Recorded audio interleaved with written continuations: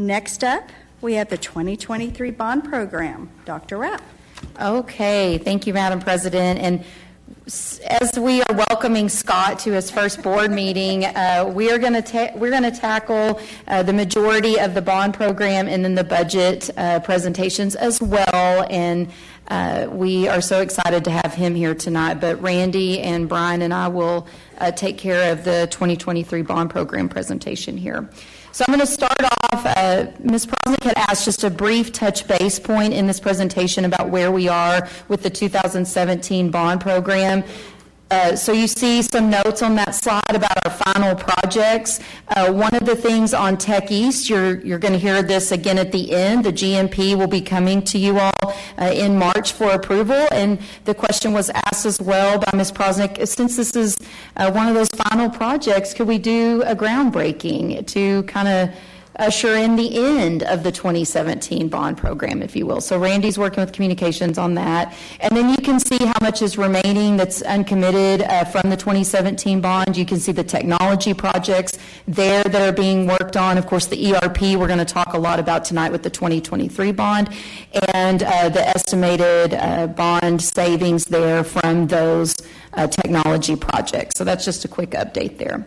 All right, tonight's presentation for the 2023 bond, we're really going to focus out of our icons here. We're going to be talking a lot on the planning processes and timelines element of this presentation, and then what are some resulting next steps. We won't be spending much time tonight at all on any financial analysis components or bond reporting components. So I'm going to hand it over to Randy to start dealing with all these planning processes we've got going. Okay, thank you, Dr. Rapp, and good evening, President Prosnick and board. So with a fresh bond comes an opportunity to kind of hit some of those guiding principles that, in the construction program. And so we'll start off by talking a little bit about when is an architect or engineer required? And so the first question we have the first definition we have in here is really a public works project. And so that's really any project that involves public funds and deals with public health, safety, and welfare. So that's one of the guiding principles when we look at when an architect and engineer is required. Whenever we hire architects, we have to use the RFQ method, which means you cannot look at fees. You have to look at qualifications only in step one. That's per chapter 2254 of the government code. And the Board of Trustees awarded 4 architect firms as part of the RFQ back in December 2020 that we partner with. That was a 2-year RFQ with 3 2-year extensions, and so that will take us out to 2028. So there's really 2 codes here that we're going to look at. One is the Texas Occupation Code, deals with engineering. So projects less than $8,000 that do involve mechanical or electrical engineering, there's no engineer required. And projects less than $20,000 that do not involve mechanical or electrical engineering do not require the engineer. Everything above those thresholds does. And then the Texas Administrative Code for the architect side, new construction over $100,000, architect is required. And renovations over $50,000, and you can see all the pieces there, really renovations involving additions of walls, partitions, those things, and architect is required. So our board policy, CV Local, requires that the board select a construction delivery method for every construction project. There are 6 available construction delivery methods, and we'll kind of go through those quickly here. The very first one is a competitive bidding method.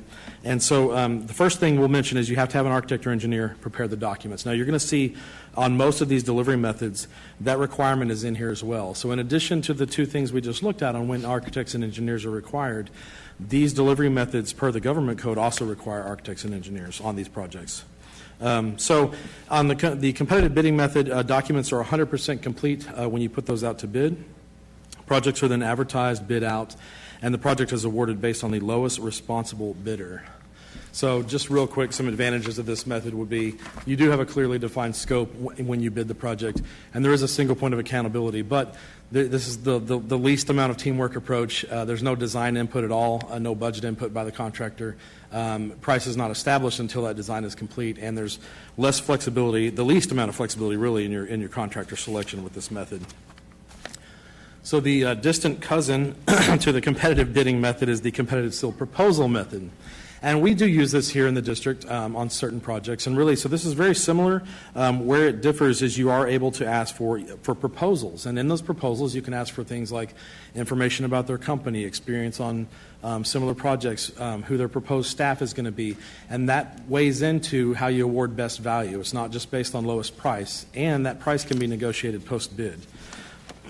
So again, advantages, pretty similar. You have the defined project scope at the time of bidding, single point of accountability. There is more, the award is based more on value than price, which is an advantage. Very similar disadvantages. I added one at the bottom there. It's really not suited for heavy renovation projects where a lot of unforeseen conditions might be anticipated. Construction manager agent method, we do not use this method here in this district. So this one, again, you must hire the architect or engineer before selection. Really, the CM agent is there to provide consulting and administrative services during design and construction to help manage multiple contracts. You still have to get your general contractor, your trades, and your subs hired separately to serve as your prime contractor. And the agent is really just intended to, again, represent the district in a fiduciary capacity, and they cannot self-perform any of the construction or design work. So the advantages here, you do get some assistance and advisory and administrative standpoint handling multiple projects. They can help you with some estimating and constructability pieces. But really, this is really meant for districts that have a lot less experience with construction. And so disadvantages would be you're paying higher fees for outsourced oversight. There's no contractual responsibility with the subcontractors for them, but there is for us. There's no guarantee maximum price in this method here. No single point of responsibility. And really, if your district has a lot of construction knowledge, you really, this is probably not the best method for you. So the next method we'll talk about, y'all are very familiar with this one. This is the one we use primarily, is the construction manager at risk, CMAR. Again, you must hire the architect or engineer before selection of the CMAR. The district hires the CM early in the process, and this is really where a lot of the value comes in because they work as part of the design team to provide constructability input, means and methods input, phasing. Like we have a very complex project like a high school 20-year life cycle maintenance and repair. They can start to help you with how you would actually phase that. And they provide detailed cost estimates at key milestones during design. So it really helps us to make sure that we're kind of staying on track with the initial budget up to bid day. This method does utilize the guaranteed maximum price, and on that, any savings are returned to the district. And I'll hit a little bit more on the GMP concept here in a minute. So advantages, this is really the one where you see the more team approach, right? Because they're part of the team the whole way through design and construction. The construction firm is hired on qualifications rather than low cost. Again, they're involved in design decisions. They assist in cost estimating. The owner can have input on subcontractor selection. So this is a method where that is available. They are the single point of accountability. The subs do work for them. They do use the guarantee maximum price, and it's really great for large and complex projects, these very heavy renovation work like we do a lot here in the district. And again, key here is project savings are returned to the district at the end. So some disadvantages, you would say that GMP pricing probably includes more contingency funds and allowances than any of these other delivery methods. However, all savings on unused contingency funds and allowances are returned, again, back to the district. And some would say it's more costly, this delivery method, than others. You do have to remember, though, that you are getting some value with the pre-construction services, right? So that with them being involved in the design early on. The design build method, I'll just go through this pretty quickly. This is essentially you're hiring a company that has the architect and construction and the contractor as one company, basically. Even then, we are required by the government code to hire a independent architect or engineer. So again, we can't get away from that even on this one. This method, really, the design is completed after the GMP is given. So they'll give you a guaranteed maximum price, and the design is not completely worked out. It's really used for fast-track type projects, and is really not commonly used by school districts. Again, I've hit most of the advantages. Fast-track, early GMP, you do have that single point of accountability. Disadvantages, again, you have to hire that third-party architect.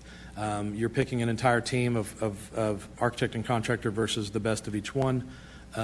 Design is completed after the GMP, and so there's always a little bit of risk there. And then quality control is a bit of a challenge. The last delivery method, job order contract method, we do utilize this here in the district as well. This is the only one that says if an architect or engineer is required. So if an architect is required, they must be used for the construction documents. This would be the method where you can go back to those rules of the 8,000, 20,000, 100,000, right? This procurement method is really used for maintenance and repairs and minor construction, really the single trade type work. One of the good things here, you can use this on your construction projects to get done more quickly and easily, and a lot of times you can utilize purchasing cooperatives, which is a huge advantage on this method here. So we do use this method for certain projects. Again, it's really good for those single trade, smaller projects. You can select from pre-bid vendors on those purchasing cooperatives, which is, again, a big advantage, especially on the time aspect. There is less overhead cost because you're dealing directly with a subcontractor or a trade associated with that work. Really not intended to be used for large or complex projects. It requires regular auditing of those co-ops to make sure that pricing stays up to date. So, for the last 20 years or more, LISD has utilized the construction manager at risk delivery method as our preferred method of construction. So next week you will see a consent item to kind of firm that up and basically state that in the 2023 bond we are recommending we utilize the construction manager at risk delivery method as our standard. Now, some smaller projects do pair up better with some of those other delivery methods, and any time that we want to recommend that, we will definitely bring that before the board and have that approved before we proceed. Okay, so we've talked a little bit about the construction manager at risk process. Now we mentioned the guaranteed maximum price quite a bit. So what does that look like? So once the design is complete and ready to be bid out, the construction manager at risk will advertise that to potential bidders and suppliers for a minimum of 2 weeks. On bid day, the CMAR will actually open and read aloud all subcontractor and supplier bids. We have a representative of the district and typically the architect there when that is done. Then they start to scope and evaluate those bids. And I mentioned that a lot of times when I bring a GMP to the board. What that really means is they're looking for any items that might be doubled up. So you might have 2 different bids that covered the same item. They're looking for any missed scope. Maybe you had a specific trade that had no bidders and they're wanting to fill that gap. They're also checking references and financial capabilities of any firms, any of the subcontractors that they have not worked with. So that GMP, once it's been scoped, the GMP is actually put together. It includes bids for every trade and supplier necessary to complete that job. So not multiple bids per trade. You'll have one, basically awarded subcontractor for each individual trade. It also includes the CMAR fees and general conditions, insurance and bond cost, and again, I mentioned those contingency and allowance funds. So during construction, we do utilize contingency funds. They can be used for things like if the district wants to add scope to the project, we're able to do that. Or if we have unforeseen conditions, and a lot of these 20-year life cycle maintenance and repair projects have little presents waiting for us, and it allows us to be able to utilize those contingency funds without having to come back for a change order every single time. Now, the good news there is any remaining funds, not only in the contingency and allowances, but also buyout savings. So as they actually buy out the contracts with the subs, if there is work that's doubled up, that's called buyout savings. All of that is returned to the district at the end of the project. So the action that the board will typically see, there's 2 things. One, GMPs will be brought to the board before any construction commences for approval. And then at the very end of the project, board policy CV local requires that the board approve the final completion of a project before the final payment is made. And this is the process that you'll see any given month where we bring closeouts for approval, and many, many times you'll see a surplus given back to the district there. Okay, so for our actual summer 2024 projects, we have a couple of updates here. So again, utilizing that CMAR method, step 2 of that method. Step 1 was where we pre-qualified 7 firms. Step 2 is where we actually try to award individual projects. We sent out 4 bid packages for this summer. Those were some flooring, casework, marquee replacements, and new track and field event lighting at the high schools. I mentioned we have 7 CMAR firms. The government code only allows us to send to a maximum of 5 every single time. So every time we send a package out, we're automatically going to exclude at least 2 contractors. You'll see the results there, package 1.1 through 1.4. We received 2 bids on one. one bid on two, and three bids on that last one there. So we didn't get great participation. I think part of the reason is just the short turnaround. A lot of our firms are booked up already for this summer. Really anticipate a lot better participation moving forward as we have a little bit more notice and things. So next week, your board actions that you will see, there will be recommendation for award that we will bring forth for package 1.1, 1.2, and 1.4 for these CMAR bids.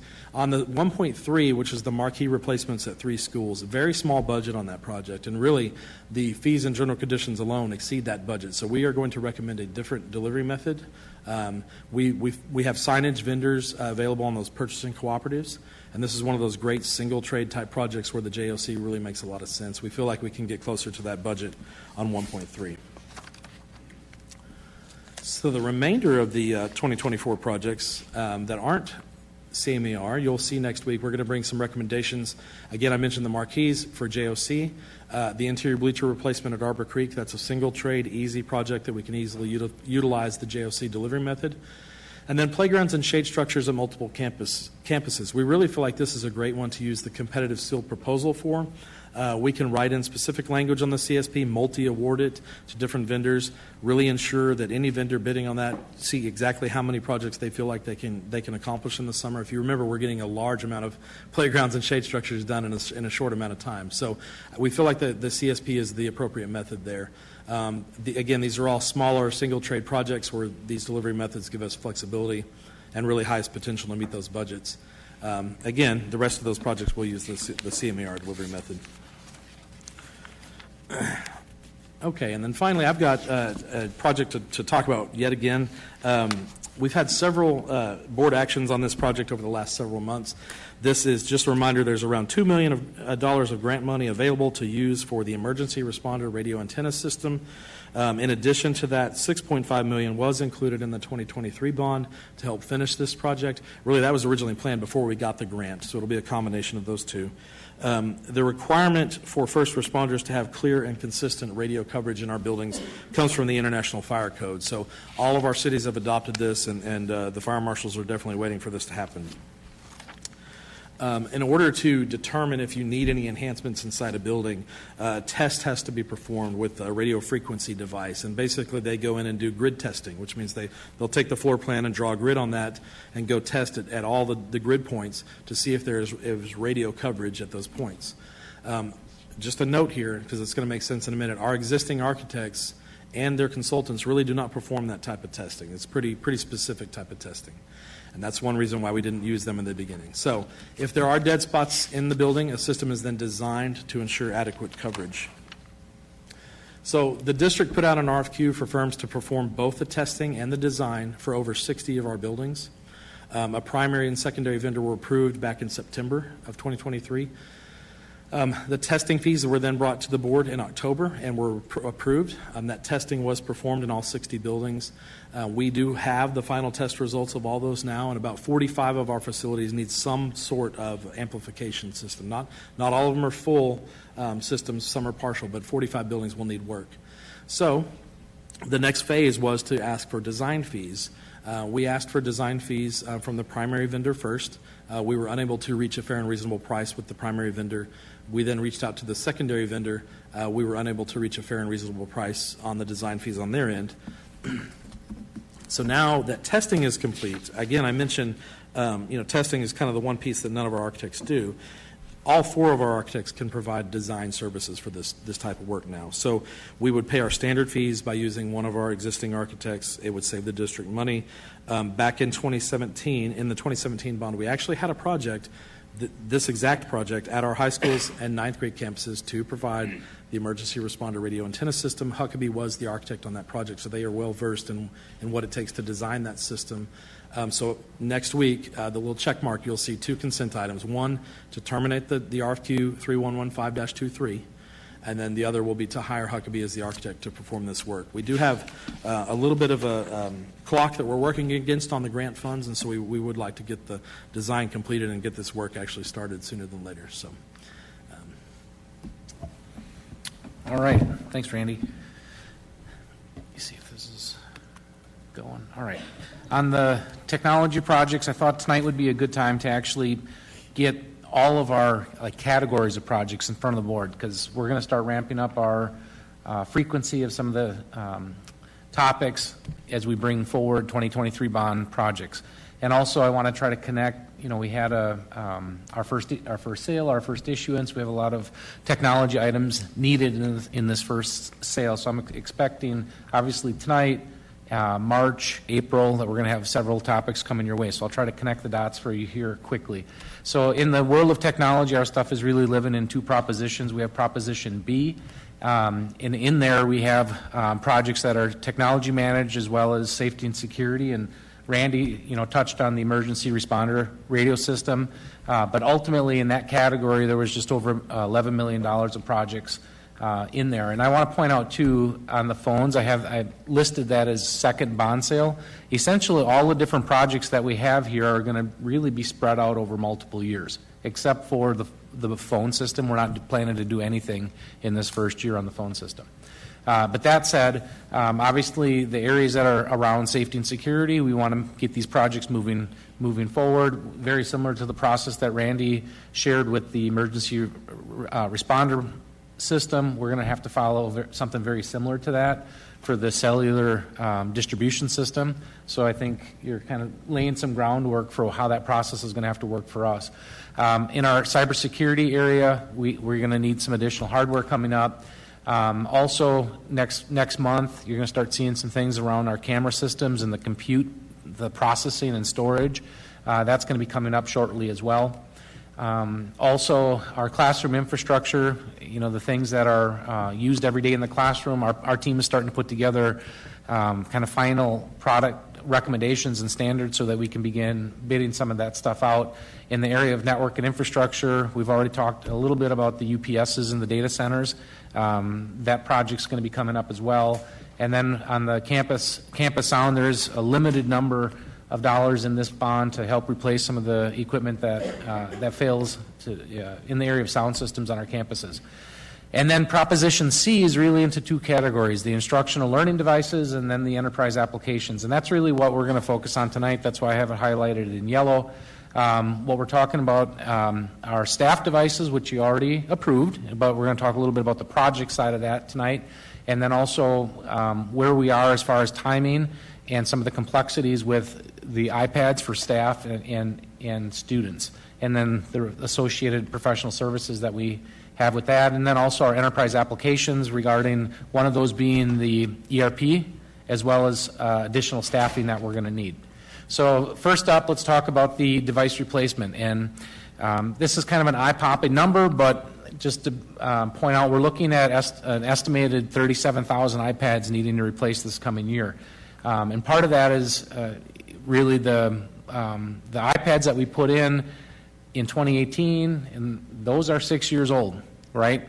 And if you also recall, what we put in early in the bond was a little bit lower end device in pre-K through 3. So we're getting to the tail end of usability on that stuff. So we need to plan to replace that. In there also, we've been looking at analytics and numbers. We've had conversations with the Technology Advisory Council around staff and staff iPads. In the last bond, we did issue an iPad to every staff member. We feel that we don't need to budget that high, so we have that a more conservative approach where we're only budgeting 60%. But also, I want to point out that one of the challenges with this is the timing of when new hardware is available in the market. And unfortunately, Apple keeps that really, really close to vest. So we have to read rumor websites and try to look for different telltales of when something's coming to the market. And there are some telltales out there right now that things may be coming to the market. And why that's important is essentially the iPad that's really at that price point of what we're looking at, what I would say is really targeted for education. That's essentially 2 years old from a technology perspective. So the chipset on that is 2 years old, and that's important to us because when we're buying technology and in the cycle of bonds that we're in, we really do need to buy the best technology available at the time we can buy it because of how long we end up having to use this. So the rumor mill, so to speak, is that there's a new iPad possibly coming out in March or April. And that, just to be clear, we can't know that for sure, but that's what we're anticipating. And then I think the other part of that is one of the challenges that we have because of the age of our current fleet and the batteries and so forth, our incoming fourth graders, we're at a spot where we have to have something for them when they come in. So Michelle has been working with procurement and contracts right now, basically quoting out 3 different options. So one of them would be basically all the iPads that we would need in one option, and that assumes all of the that new hardware is available. The other option would be just to basically take what's available currently for an iPad and quote that for the fourth graders. And obviously that's the same device that our current fourth graders have, which they'd have in fifth grade. We might be able to look at bringing that replacement back in on the tail end of the bond. But ultimately, if something's not available to buy, obviously that it takes us time to receive something and get it prepped and ready for the start of school. And it sounds crazy because we're only in February, but that happens very, very quickly to the point where really by late May, in June, we need to have the stuff here so that we can start prepping it over the summer, just because the volume is so high. And then the other option is, or with option 2, you would follow that up with a bigger order for the other grade levels at a later date when something's available. And option 3 would be just basically focus on the fourth grade iPads right now. So in each of those options, we would also be bringing forth whatever additional services that we think we need. Obviously, with 37,000 of anything, that's really 72,000 because you got to collect everything that you're putting out there, and it's very labor intensive. So we're going to need some supplemental staff, like we did last time, to do that. But ultimately, we could potentially have a recommendation for the board in March, or maybe if we don't have clarity, that might have to get pushed till April. And then in the area of enterprise resource planning, that's our ERP system that we've been talking about. And as you all know, we're going through the evaluation process right now. We have, in response to the RFP that we put out.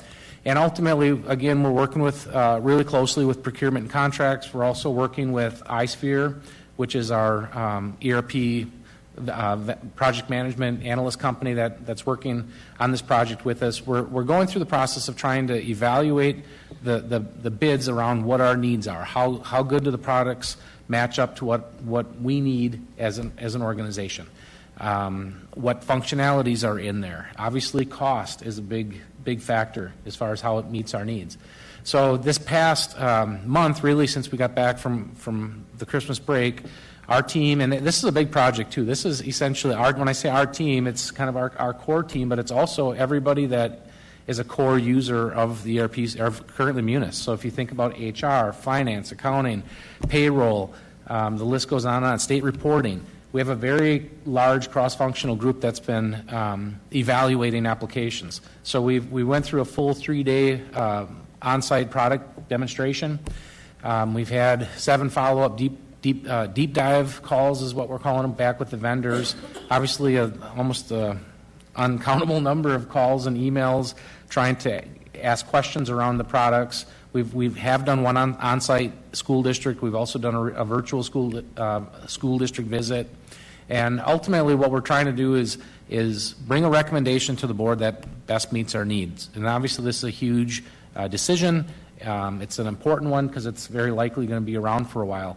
So we did have a meeting today, which is new information, and just looking at how involved the process is, as well as how many people are involved in asking questions and getting input and providing input. We're not going to be able to bring that forward in February for a recommendation. So right now, our plan is to bring that forward in March.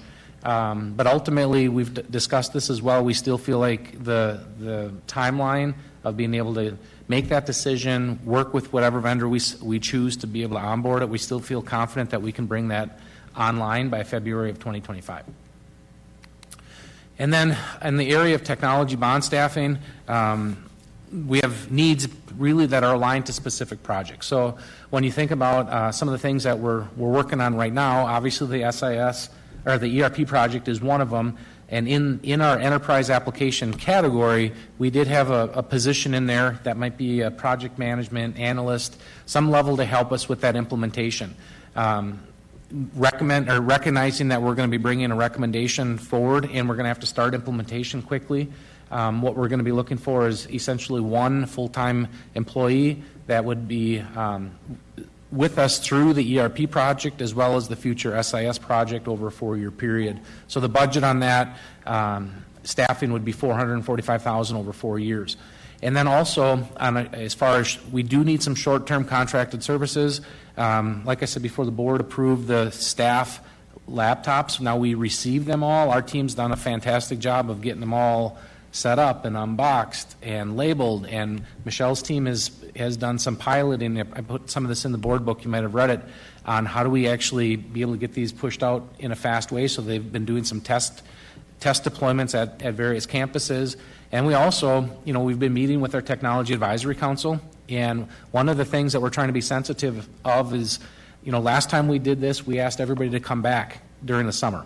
And we were asking, and we surveyed, Michelle's done a great job surveying principals and staff, when do you want this deployment to happen? And the feedback we've gotten across the board was try to get this done before we leave for summer. So then you start looking at the calendar and you look at, well, what happens in the spring is the assessment calendar, or assessment window, and that can be kind of disruptive. So Michelle's and her team put together a calendar and said, if we could get this done before the assessment window, what would it take to do that? So what you're going to see is a recommendation at next week's board meeting for some supplemental staffing that would allow us to ramp up, get the project done before that spring assessment window. But ultimately, we're trying to listen to staff, honor their feedback, and I think this would be the right way to actually do the project as well. On a positive note, too, one of the campuses, Harmon, where we did the pilot, we've gotten some really good feedback from the staff that have gone through the process as well as the technology. They said it's been really a game changer. So that's been fantastic. So ultimately, that's what we need right now, and if we look at our future needs, we're going to have to address the staffing needs with the larger iPad project, and that would include deployment services, some level of project management, some technical engineering, and some professional learning. But ultimately, we'll be bringing that as a recommendation when those projects come forward to the board. And then next steps. All right, so you see there the items that will be up for March discussion that we will be bringing forward to you all. And then on the next slide, of course, our next steps regarding action items would be what you've heard tonight, except for the ERP, which closed the loop on that. We'll need to bring that forward in March. I really am proud of the teams that have come together around the ERP, and just, again, continue to hope that packaging all of this information makes for a little bit of a lengthy cumulative slide presentation, but thank y'all for the swiftness with which you covered that. The other thing, board, I wanted to say too, is one of the things we all talked about was really a tracking document for you all as we've gone through projects for the first sale and where we are in the queue for those things. And so we still are working on that, and we'll be able to get something to you for that as well. And with that, we'll take any questions you have. I'm going to start to my left with Ms. Sells. Thank you for that, because that was one of my questions was, how are we going to be able to track, and how will the board know? It's really important for us to know how. A lot of it's brought to us and we don't always deal with it on a daily basis, so to have one document that we can go to just refresh ourselves would be very helpful. I have a question about the grid testing. Why was the grid testing not done on those other campuses before we put in? Are you talking about the ones done in 2017? The 45 that showed known dead spots. I'm not sure I understand your question. So, was it 45 campuses we show that do need right? So grid testing was done on all 60 campuses, right in this current set. Are you talking about the ones we did in 2017? Yes, but I'm asking, why was grid testing not done before are we adding new devices in there, so we're wanting to make sure? Yes. I'm just concerned that we've had dead spots and not known about it before. That's exactly right. Yes, this is a fairly new requirement. So this came up in the International Fire Code, and really most of our fire marshals, I think the first one started talking to us, Matt can confirm, maybe 4 or 5 years ago. Right. And that's when, maybe 4, and that's when we started talking about, hey, in the 2017 bond, let's go ahead and knock off the high schools and 9th grades with savings. So, and I do remember that from being yes. on safety. Right. So it's just simply going through, and this is how you just measure where the dead spots are. When it first came about, and we did our first system, the fire marshal actually came out with his radio and walked through and was like, hey, I'm getting service here, I'm not getting service here. This is really how you're supposed to do it. You're supposed to have an official grid test. And so, with 60 campuses, that's the way to do it. So, Well, that's my case, is that in case of an emergency, we want to be able to make sure that Yes. those that are asking for help can get help. And so yes. I don't want to be caught in any dead spot during an emergency Right. in the campus. Right. So that would be, I'm looking forward to getting all of that taken care of. Absolutely, yeah. Because I think that's just imperative for safety reasons. And thank you for the technology, and thank you for waiting in case, I think something new comes out all the time.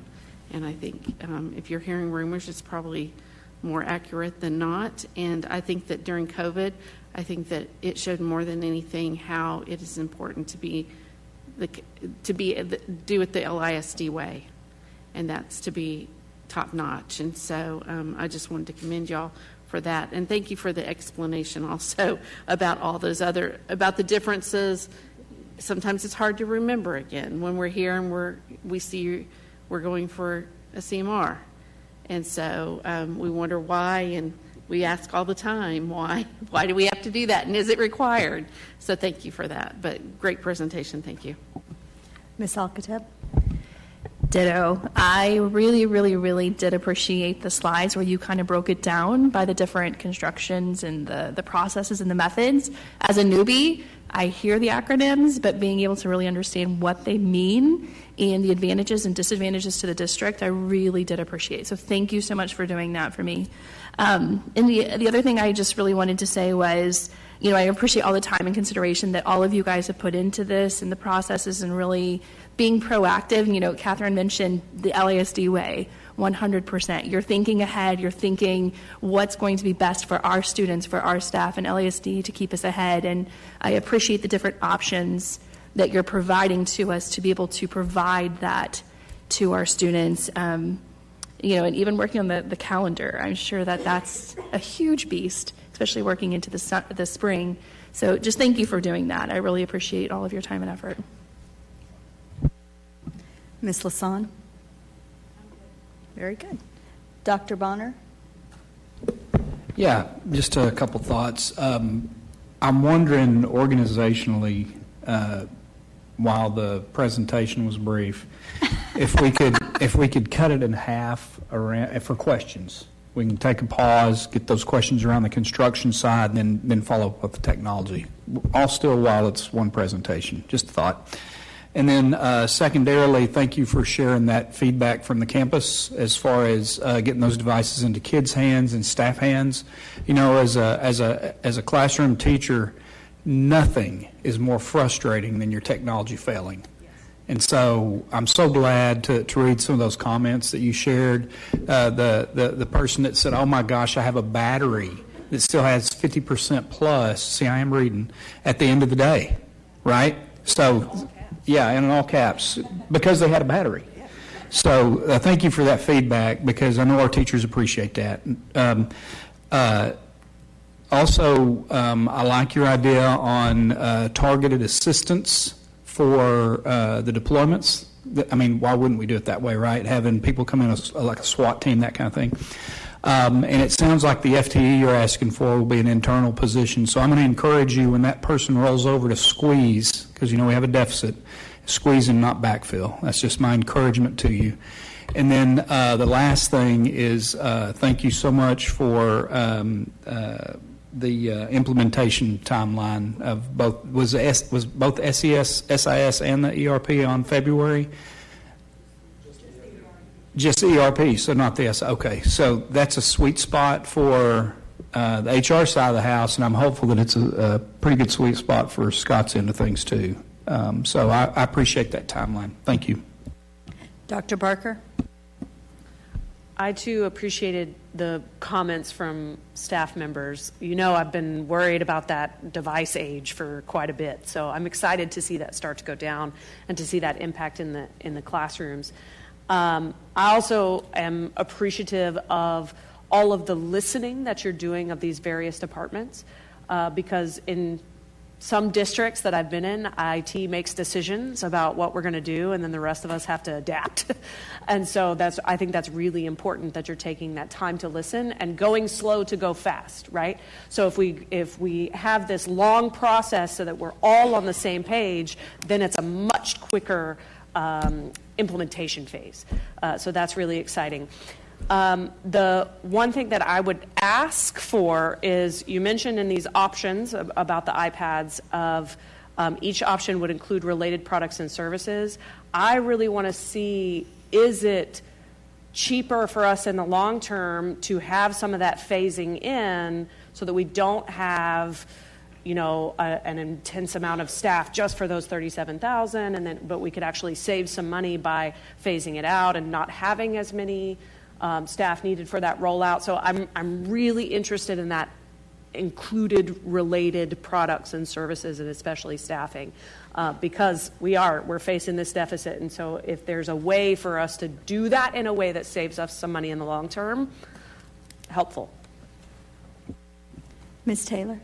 I think ditto on the project savings. I know that we're not always going for the lowest bid, but I do appreciate that we consider pricing when we're looking at best value, similar to what everybody raised about waiting if we know that something else is coming out, so we have the newest product, so we're not having to go to another product as quickly, so that we have some long-term savings built in by waiting. So that's all. Those were my only comments.